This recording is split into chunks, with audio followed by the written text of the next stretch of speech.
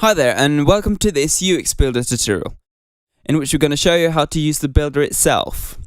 To launch the new UX Builder, you can either go through Pages and select the page you wish to edit, and there will be a tab on the top there to launch the UX Builder.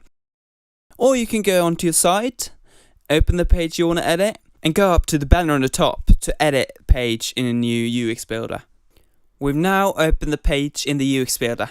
And this is a live preview where you can see that all of the elements appear as I hover over them. And on the left here, we have the overview of your site displayed in a hierarchy. Here's a list of all the elements on the page, and I can look within some of the parented elements to edit the elements inside. You can also drag and drop things around and organize it as you wish, but I will show you more of that later. However, I will now show you how to start from scratch with a new page using the UX Builder. So, we start off by selecting the page we want to edit, and then launch the UX Builder from there. Here's the empty page. You can start off by choosing from the templates, or you can add a new element either here or in the overview. So if we click the plus button, a list will appear on the left side showing all the different things you can add. Whether you want to add a layout variation, other content, things for the shop, and other elements. But we can start off by creating a banner. So when you select an element to add, a list of presets will be listed. You can then select from a big range of presets or start blank, which we can do now. When you've selected the preset, you will pass on to the different options of the element you're adding. You can change the height, add different effects, upload an image, and then you can modify everything inside the UX Builder. You can change how the image is displayed, and as the text is a bit unclear, you can add an overlay to your image. By adding some color to it, we can make it stand out more. And now you can see on the overview that there are 3 different layers in the hierarchy. The banner itself, a text box which holds what you're putting on top of the banner, and some text within the text box. You can also see the hierarchy when you click the arrow of an element, and you can select the elements from there. On the settings button, you can go to options, delete, or duplicate the element. The element is now deleted, so we can add another element into the text box, which can also be done in the hierarchy within the text box parent. We can now add a title element and write new page, put it in the center, and make it a bit bigger. Then apply it. We can also add things below the text box by clicking the plus button. And as you can see, it all comes within the text box. And we can delete the element either straight on the element, or we can go in the overview and delete it from there. Let's just make it a little bit smaller. We can now add another element below the banner, either by clicking below, or add to the contents in the overview.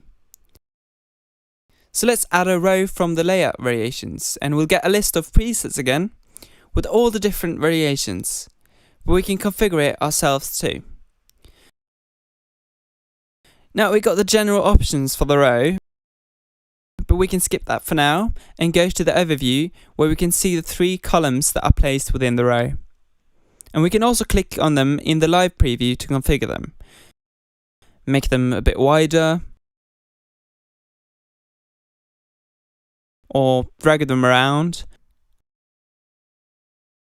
We can also add elements within the column either by clicking in the box or by going to the hierarchy, open the column, and add it there. You can then see the presets with the different variations, but again, we can also configure this. So you got the HTML editor here, but we can also open the text editor.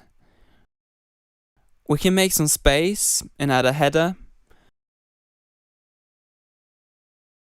And we can also go into the formats and change the format of the text.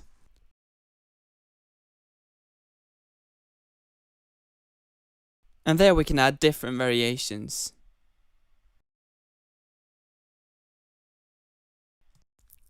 And in the other column, we can add an image.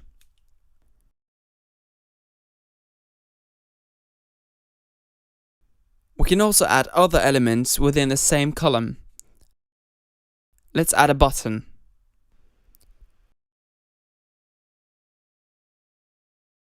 Here you have different presets which we can also modify.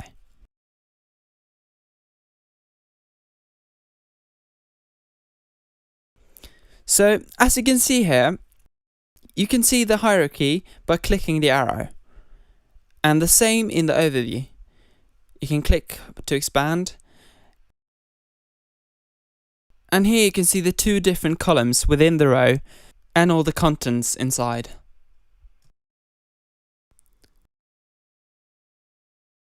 On the right side, there's also a toolbar listing all the different devices. And you can click one of them to see how the website looks on that device.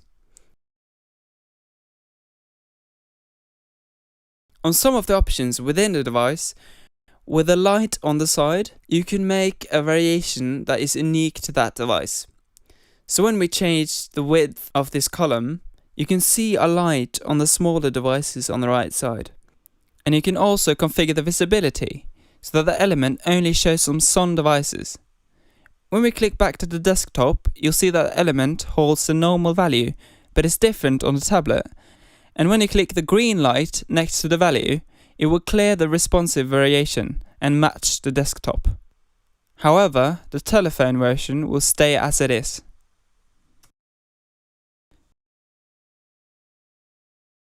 Now, we can add another element below. So let's choose the Instagram feed. And something below. Let's add some text. And if we go back to the overview now, we can move any element around on the page. So if we move the text up a bit, and we can also move it inside the live preview.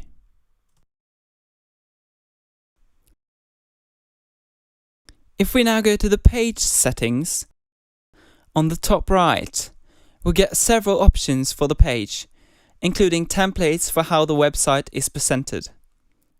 We can choose a full width template with transparent header. And it's a full width now, so things can look a bit squished. So we can just quickly make it look a bit better. Starting with a banner, make it a bit smaller and change the image position. We can also change the margin of the title.